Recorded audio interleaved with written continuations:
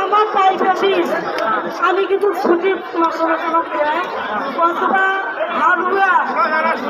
হারুয়া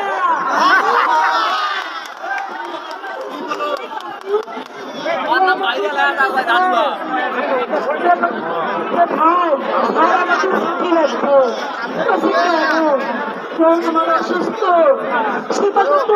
সঠিক কাটলে আমি কি দিলাম। হ্যাঁ আমি এই কথা পাই আমি খালি কাছে গেছে আমাকে